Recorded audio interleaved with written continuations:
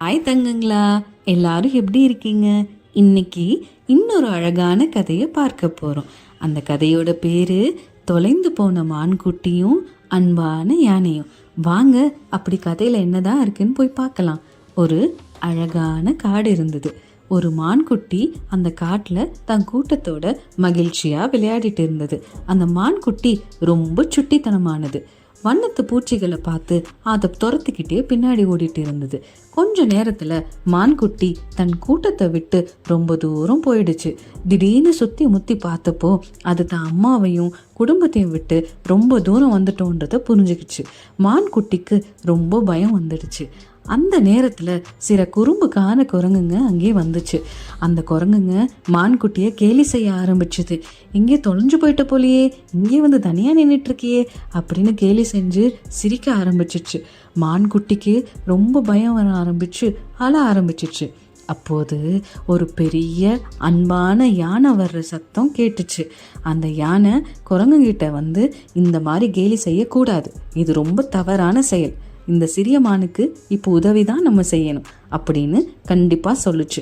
அந்த கண்டிப்புக்கு பயந்து அந்த குரங்குகள்லாம் அங்கிருந்து ஓட ஆரம்பிச்சிச்சு. அந்த யானை மான்குட்டிக்கிட்ட, அழாத குட்டி, நான் உனக்கு உதவி செய்கிறேன், பயப்படாம அமைதியாக இருக்கணும் அப்படின்னு சொல்லுச்சு.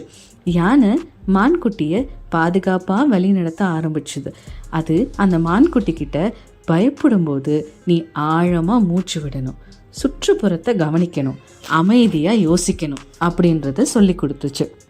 கொஞ்ச நேரத்தில் மான்குட்டி தான் கூட்டத்தை பார்த்துச்சு. மான்குட்டி தான் அம்மாவிடம் ஓடி போச்சு. எல்லா மான்களும் ரொம்ப சந்தோஷமாயிட்டாங்க. மான்குட்டி யானைக்கிட்ட வந்து, ரொம்ப நன்றி யானை அண்ணா, நீங்கள் எனக்கு வழிகாட்டியதோட எவ்வளோ தைரியமாக இருக்கணும் அப்படின்றதையும் சொல்லி கொடுத்துருக்கீங்க அப்படின்னு நன்றி சொன்னது. யானை சிரிச்சுக்கிட்டே, எப்போதும் ஞாபகம் வச்சுக்கோ, கருணையும் அமைதியான சிந்தனையும் தான் எந்த கஷ்டத்துலையும் நமக்கு வழிகாட்டும் அப்படின்னு சொல்லுச்சு.